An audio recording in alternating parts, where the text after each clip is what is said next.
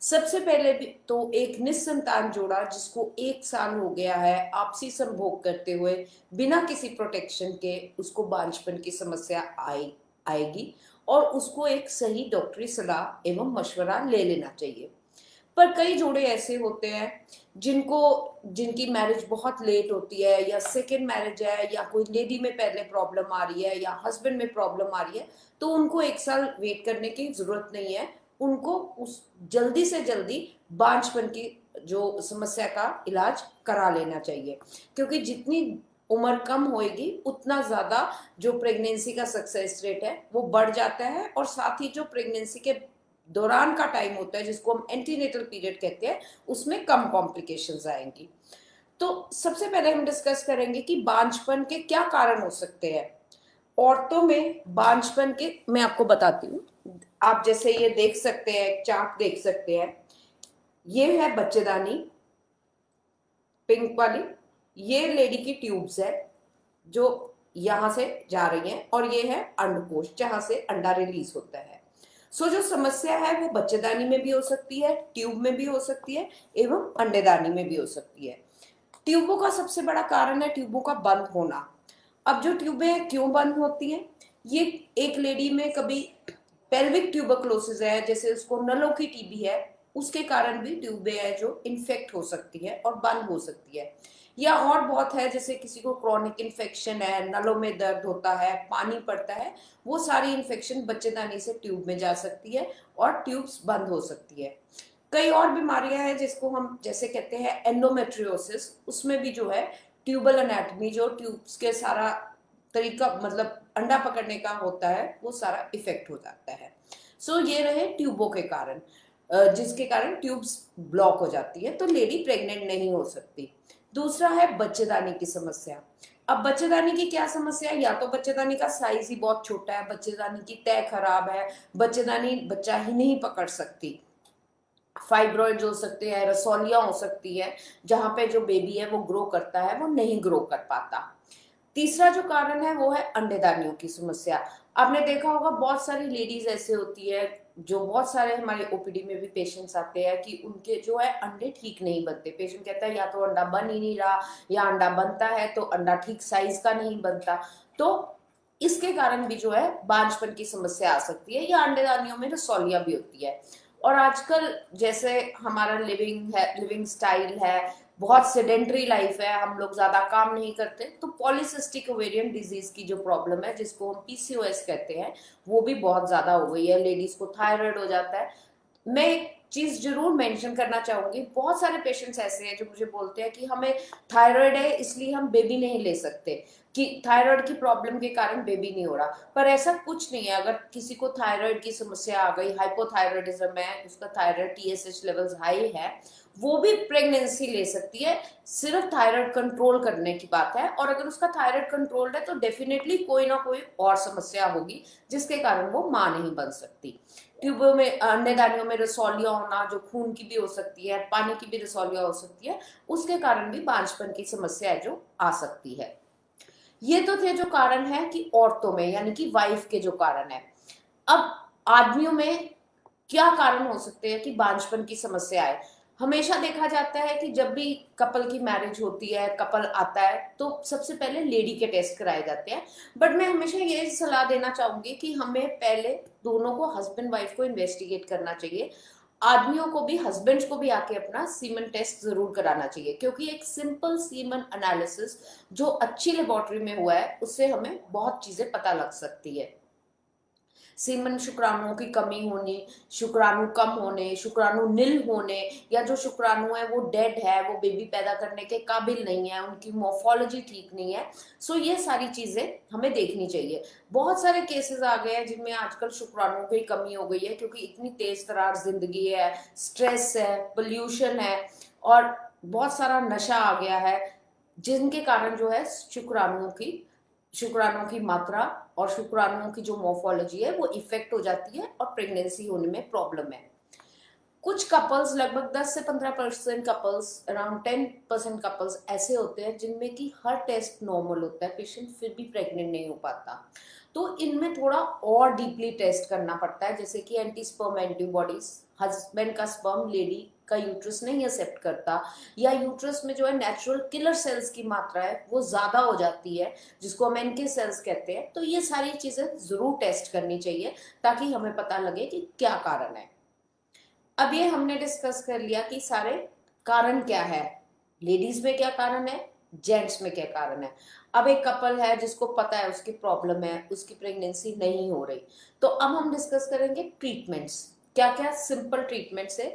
मैं सबसे पहले एक सिंपल ट्रीटमेंट शुरू करूंगी जिसके हस्बैंड में थोड़ी सी शुक्राणुओं की कमी है, वाइफ नॉर्मल है, या वाइफ में बॉर्डर लाइन अंडेदानी की समस्या है, अंडा नहीं बनता, तो ऐसे केसेस में एक सिंपल प्रोसीजर आता है जिसको हम आईयूआई कहते हैं, उससे प्रेगनेंसी की ट्राई हो सकती है। पर मैं एक बात को जरूर मेंशन करना चाहूंगी कि बहुत सारे कपल्स होते हैं वो रिपीटेड साइकिल्स आईयूआई के कराई जाते हैं, 5 साइकिल्स, 6 साइकिल्स, 8 साइकिल्स, पर उनको टाइम नहीं वेस्ट करना चाहिए। अगर एक कपल निस्संतान जोड़ा जो प्रेग्नेंट नहीं हुआ 3 साइकिल्स के आईयूआई के बाद, उसको डेफिनेटली आगे फर्दर लाइन ऑफ ट्रीटमेंट जरूर समझनी चाहिए, क्योंकि अगर आईयूआई से उसने प्रेग्नेंट होना चाहिए तो वो नॉर्मली फर्स्ट 3 साइकिल्स में पेशेंट कंसीव कर जाता है ना। अब हम बात करते हैं आईवीएफ टेक्निक, मतलब कि जिन लेडीज की, हम किस चीज में आईवीएफ करते हैं, क्या न्यू टेक्निक्स आई हैं, हम उस बारे में डिस्कस करना चाहेंगे। सिंपली आईवीएफ क्या होता है, आईवीएफ में जब लेडी की ट्यूब्स ब्लॉक हो जाए, शुक्राणुओं की समस्या हो जाए, या बहुत साल हो जाए शादी हुए, बहुत सारे ट्रीटमेंट्स फेल हो जाए, तो हम आईवीएफ की टेक्निक करते हैं। आईवीएफ में हम एक लेडी के अंडे बनाते हैं, अंडे इंजेक्शंस द्वारा बनाए जाते हैं, लेडी को इंजेक्शंस लगते हैं, 10 से 12 दिन के टीके लगते हैं, और ये टीके बहुत फाइन नीडल से लगते हैं, बहुत ज़्यादा पेनफुल भी नहीं होते।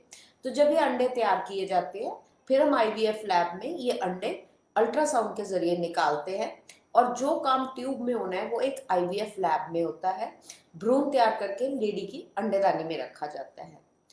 आजकल विज्ञान ने इतनी तरक्की कर ली है कि आईवीएफ से जो सक्सेस रेट है उससे कई गुना ज्यादा success rate ICSI, IMSI, laser hatching, blastocyst culture, embryo monitoring, इन सब टेक्निक से जो है सक्सेस रेट, कामयाबी दर जो है बहुत इंक्रीज हो गया है। तो आपको मैं बताना चाहूंगी कि इक्सी विधि क्या होती है। इक्सी विधि उन पेशेंट्स में स्पेसिफिकली की जाती है जिनमें पेशेंट का आईवीएफ फेल हुआ हो, या जिनके हस्बैंड के स्पर्म्स भी बहुत कम मात्रा में हो, 0.5 मिलियन हो, या लेस, बहुत ही कम हो, या नील स्पर्म्स हो।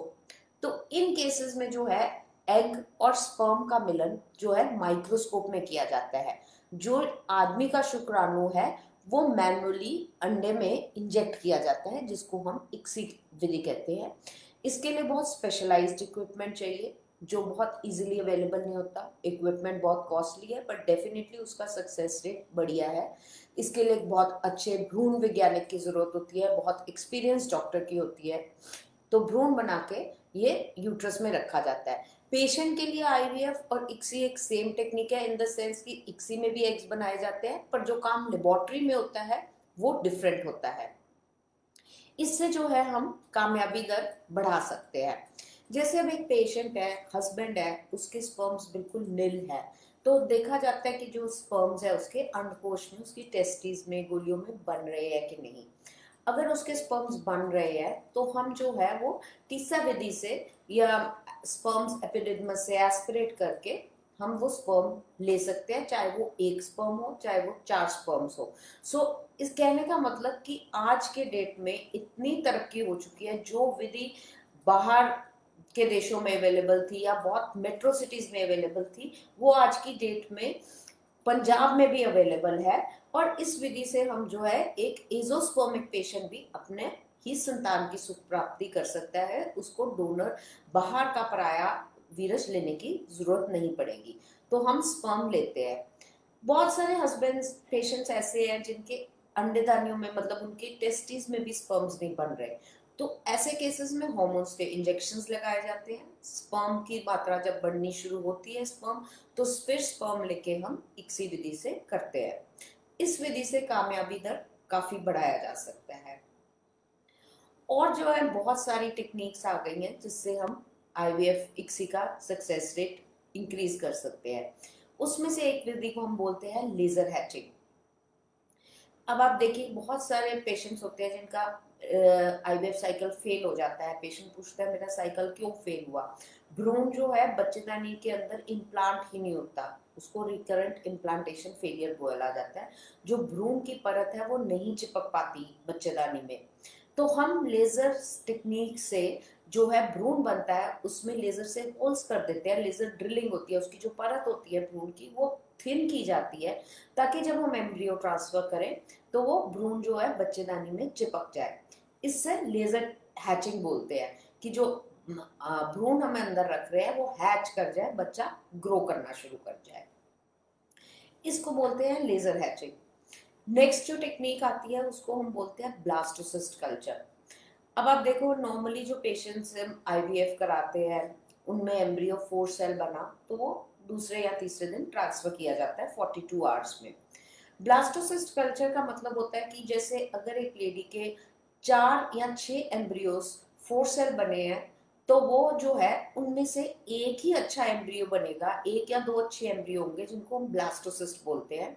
वो बेस्ट एम्ब्रियो होता है, वो लास्ट स्टेज ऑफ कल्चर होता है लैब के अंदर, वो हम बना के फिर लेडी के यूट्रस में रखते हैं, उसको बीएल ट्रांसफर यानी कि ब्लास्टोसिस्ट ट्रांसफर कहते हैं, जो कि 5वें दिन किया जाता है।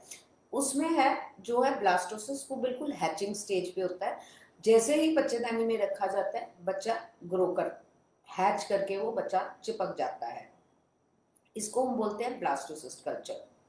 नेक्स्ट जो टेक्निक्स आजकल नई आई हैं उनमें है एम्ब्रियो मॉनिटरिंग सिस्टम।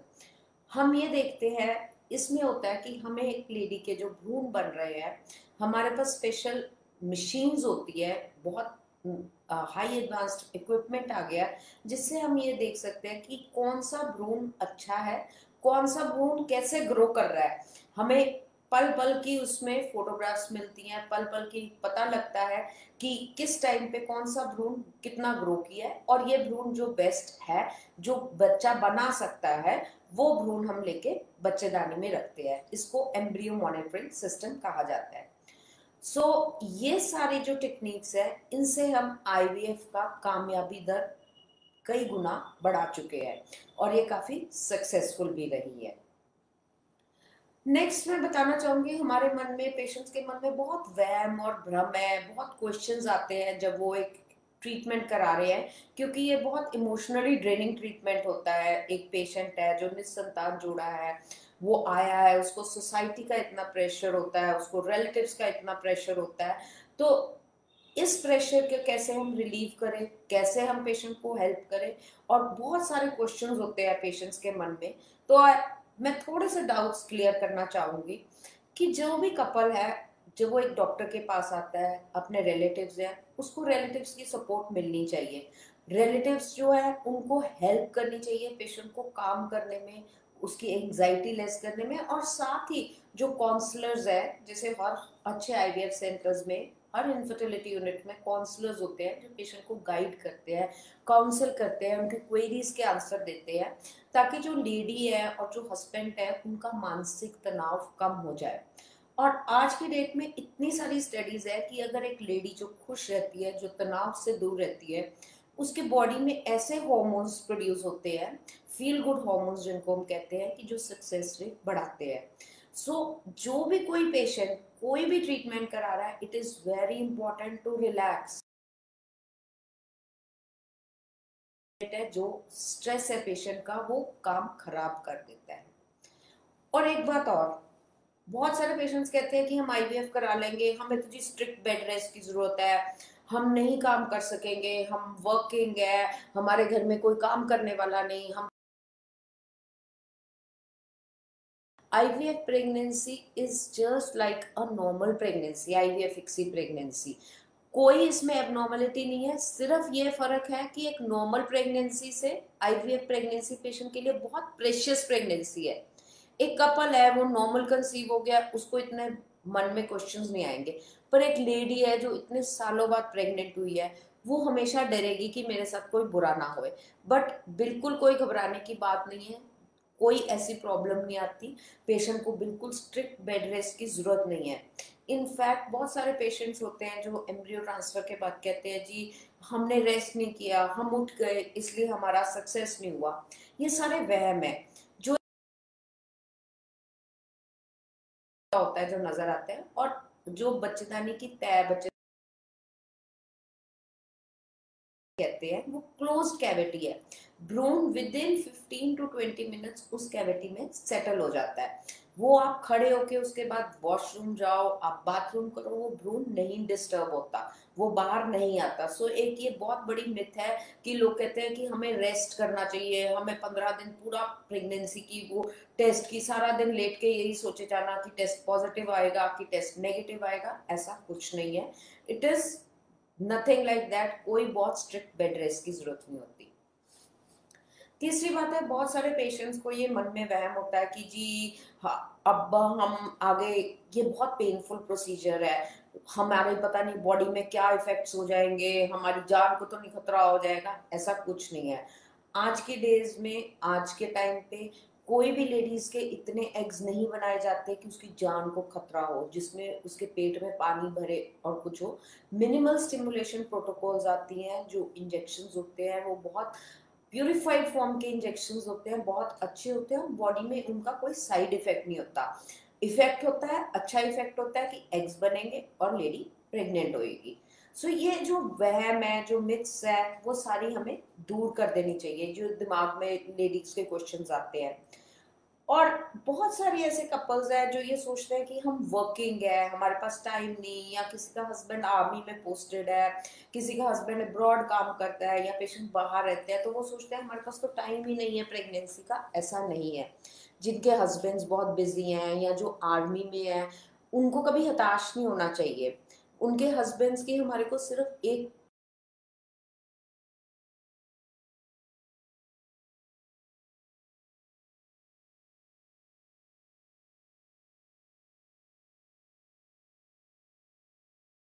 चाहिए कि जी मैं वर्किंग हूँ, मैं आईवीएफ नहीं करा सकती,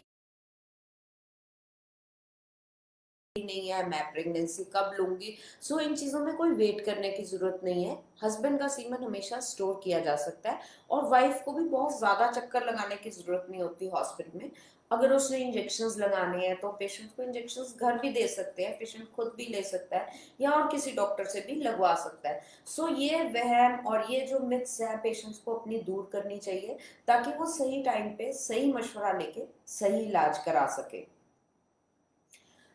अब बहुत सारे नेक्स्ट हम क्वेश्चन करते हैं, कई पेशेंट्स पूछते हैं कि मेरे तो बच्चेदानी बहुत छोटी है, मेरे को पीरियड्स आने ही नहीं शुरू हुए, तो क्या वो लेडीज माँ बन सकती हैं आज की डेट में, कि जिनको कभी पीरियड्स ही नहीं आने शुरू हुए, या जिनके बहुत छोटी बच्चेदानी है, या जिनको प्री मेच्योर मेनोपॉज हो गया। आज की डेट में जो मेनोपॉज का एज है वो दिन पर दिन का कम होता जा रहा है। और लोग कहते हैं कि हमारा एएमएच वैल्यू बहुत कम है। मेरे पास बहुत पेशेंट्स आते हैं जो कहते हैं कि हमारी एज तो सिर्फ 32 है और हमारा एएमएच इतना कम है, अब हम बेबी कैसे लेंगे।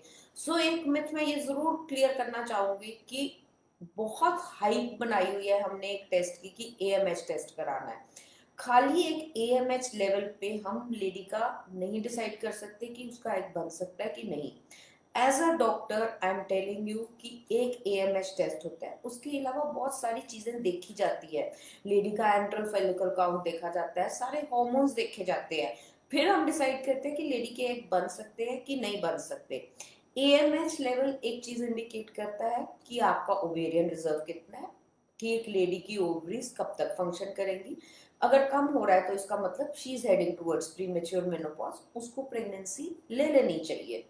सो ये मिथ्स जो है वो है।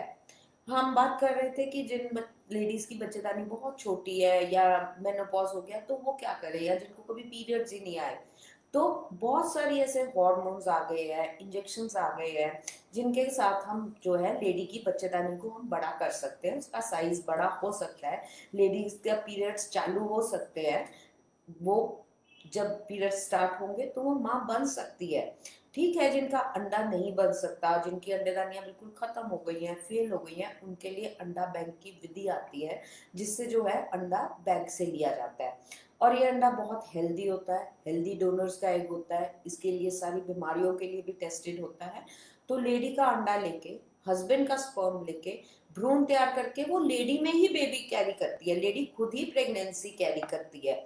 सो कहने का मतलब ये है कि जो लेडीज सोचती हैं कि अब हमारे पीरियड्स बंद हो गए, हमारे बच्चेदानी बहुत छोटी है, माहवारी नहीं आ रही, हम बेबी नहीं ले सकते, ऐसा कुछ नहीं है। कारण कोई भी हो, प्रेगनेंसी हो सकती है। दूसरी बात हम बात करेंगे कि जब किसी लेडी को जो विट्रिफिकेशन टेक्निक्स है, जिनको हम एम्ब्रियो फ्रीजिंग कहते हैं, वो क्या है। अब आप मान लीजिए एक कपल ने आईवीएफ इक्सी कराया, उसके एम्ब्रियोज बच गए, सपोजिंग उसके 8 एम्ब्रियोज बचे, तो हम 8 बच्चे तो उसके अंदर डालेंगे नहीं, 2 या 1 एम्ब्रियो ट्रांसफर होगा, बाकी जो एम्ब्रियोज है वो फ्रीज किए जाते हैं। इसको हम विट्रिफिकेशन टेक्निक कहते हैं। और ये जो भ्रूण है अनगिनत समय के लिए फ्रीज किए जाते हैं। अगर पेशेंट का फर्स्ट साइकिल में बेबी हो गया तो पेशेंट अपना सेकेंड बेबी वही एम्ब्रियो से ले सकता है। सो ये एक और टेक्निक है जो अच्छे गुड हॉस्पिटल्स में, जो बहुत अच्छे इनफर्टिलिटी यूनिट्स है, वहाँ एम्ब्रियो फ्रीजिंग की टेक्निक अवेलेबल होती है। पेशेंट अपने भ्रूण जो है वो फ्रीज करा देता है और ट्रांसफर जब पेशेंट को चाहिए वो अपना ट्रांसफर करा सकता है। सो जो आईवीएफ की नेक्स्ट साइकिल की आईवीएफ की कॉस्ट है वो सारी कट हो जाती है, इंजेक्शंस नहीं पेशेंट को लगते, तो पेशेंट का जो फाइनेंशियल बर्डन है, इमोशनल बर्डन है, वो काफ़ी कम हो जाता है। सो ये बहुत सारी नई टेक्निक्स है जिनके कारण जो है सक्सेस रेट इंक्रीज हो जाता है और पेशेंट का फाइनेंशियल स्ट्रेस भी दूर हो जाता है। अब रही बात जिनके, जैसे मैं बात कर रही थी कि पेशेंट का जो यूट्रस है उसकी तय ही इतनी कमजोर है, तय अच्छी नहीं बनती, या उसके अंदर नेचुरल किलर सेल्स है कि एम्ब्रियो ग्रो ही नहीं करता। पेशेंट 2 साइकिल कराता है, 3 साइकिल हो जाता है, फिर पेशेंट हताश हो जाता है, सारी होप्स लूज कर जाता है, डिप्रेशन में चला जाता है। पर ऐसा कुछ नहीं है।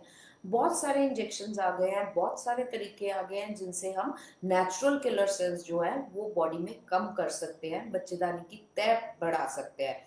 इनफैक्ट मेरे हॉस्पिटल में इस बात पे हमने स्टडी की थी पेशेंट्स की कि हम पेशेंट की तय कैसे ठीक कर सकते हैं, हम रिपीटेड इम्प्लांटेशन फेलियर को कैसे ठीक कर सकते हैं, और ये मैंने स्टडी इंटरनेशनल लेवल पे भी प्रेजेंट की है, जो कि एक बहुत अच्छी टेक्निक है। सो ये सारी टेक्निक्स के साथ हम जो है आईवीएफ इक्सी का कामयाबी दर बढ़ा सकते हैं। एंड में मैं आपको एक ही संदेश देना चाहूंगी कि ऑलरेडी लाइफ में कोविड का इतना स्ट्रेस है, फाइनेंशियल स्ट्रेस है, पर एक बेऔलाद जोड़े को कभी हताश नहीं होना चाहिए। अगर हिम्मत रखोगे तो डेफिनेटली आप प्रेगनेंसी का जो है सुख, बच्चे का सुख आप ले सकते हो। हताश होके नहीं बैठना चाहिए, किसी भी नशे से, किसी भी बैड हैबिट से दूर रहना चाहिए, और लेडीज को अपनी लाइफ एक्टिव रखनी चाहिए, मतलब मेंटल स्ट्रेस से वो दूर रहे, तो ये सारी चीजें जो है सक्सेस रेट बढ़ा सकती है। और स्पेशली कोविड के टाइम पे पेशेंट को ऐसा नहीं सोचना चाहिए कि अब हम क्या करेंगे, कोविड हो गया, ऐसा कुछ नहीं है। आई थिंक कोविड है, we have to learn to live with this. हमें सारी प्रिकॉशंस लेनी चाहिए, सैनिटाइज करना चाहिए, मास्क लगाने चाहिए जब हम पब्लिक में जा रहे हैं, जब हम किसी से बात कर रहे हैं, और सोशल डिस्टेंसिंग रखनी चाहिए, और जो अपना मेंटल स्ट्रेस है उसको कम करना चाहिए। सो मेरा ख्याल है आपको इस बार बहुत सारे क्वेश्चंस जो है और जो बहुत सारे आपके वहम है वो दूर हुए होंगे। नेक्स्ट टाइम जब हम मिलेंगे तो आप मेरे को और क्वेश्चंस पूछ सकते हो, और जो आपके मन में सवाल है हम उसके बारे में डिस्कस करेंगे। Thank you so much.